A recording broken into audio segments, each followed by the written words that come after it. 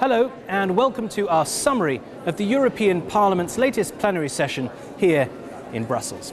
Now, on the 9th of May 1950, the French Foreign Minister Robert Schuman made what became known as the Schuman Declaration, a post-war model of reconciliation that became the blueprint for what is now the European Union.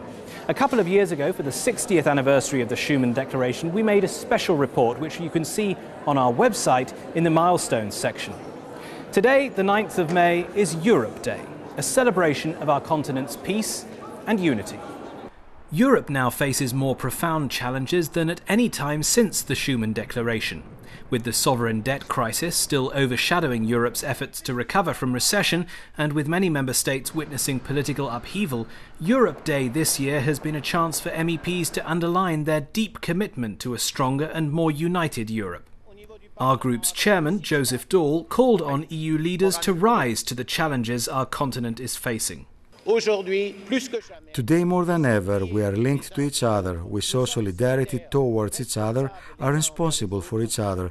That implies budgetary convergence, which is already underway, but it also implies fiscal and social convergence.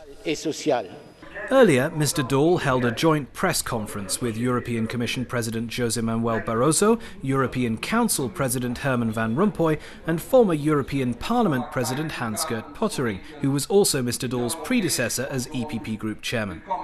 This show of unity by the most senior EPP politicians in the European institutions was also a demonstration that the EPP political family has the strength and the will to lead Europe towards more stability and prosperity, with an agenda set out by Mr. Daul. We know very well what is necessary: completing the single market, investing in research and development to remain among the top economies in the 21st century, and reducing red tape to free up the potential of our companies, particularly SMEs. This weekend, the EU institutions will be open to the public as part of the celebrations for Europe Day. Now, in these times of crisis, the EU is more aware than ever of the need to show that it spends taxpayers' money responsibly and appropriately. That's why MEPs from our group have taken a leading role in scrutinising the annual accounts of the EU institutions and agencies.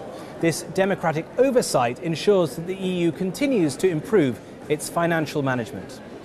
MEPs debated various reports this week on what is known as the discharge procedure, approving the accounts of the various EU institutions and agencies. At a time of austerity, the Parliament has been more careful than ever in analysing the spending of taxpayers' money. Christopher Fjellner, a Swedish MEP from our group, is responsible for the most substantial discharge report on spending by the European Commission. The biggest problem we have right now is in cohesion, shared management. The problem with shared management is that it tends to be a little bit the same way as when me and my sister were shared managing cleaning the home, our home when we were younger. Shared management, shared responsibility became no one's responsibility, and that is something that we have to put an end to. MEPs also approved the abolition of Europal TV, the Parliament's web TV channel, in order to save money and because of poor audience figures. Now, if you're heading abroad this summer with your smartphone, good news. For the first time, the European Union has regulated the cost of data downloads for customers who are roaming or outside their normal country of residence. Also this week, the Parliament has backed a report to enhance protection for EU ships threatened by piracy. We recently made reports about both these subjects, and you can find them on our website under the Events section. The European Commission says that mobile operators are profiteering by imposing disproportionate and excessive prices for data roaming. So from July this year, data downloads for roaming customers will be capped at 70 euro cents per megabyte. That will fall to 45 euro cents next year and just 20 euro cents in 2014. Parliament's rapporteur on this dossier is German EPP member Angelika Niebler. Our EPP group always wanted a digital market, a digital economy here in Europe, not only in the United States, but here in Europe. And for that, we supported the digital agenda of the European Commission. And one key issue of this digital agenda is actually having no roaming charges at all in the European market. In the past few years, piracy has re-emerged as a major threat to shipping in some parts of the world. The EU currently operates an anti-piracy mission off the Horn of Africa, complementing the efforts of NATO.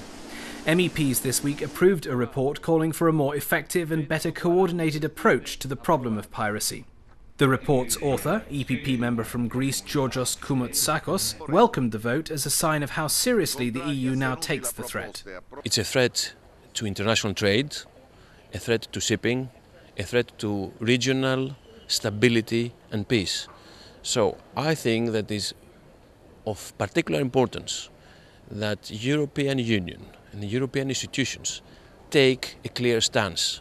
The EU's NAVFOR mission off the Horn of Africa has now been extended until 2014. Well, that's all for now from the Parliament's plenary session here in Brussels. We'll be back in a couple of weeks in Strasbourg, where we'll bring you more news about the Parliament and the EPP Group's role in driving forward the political agenda.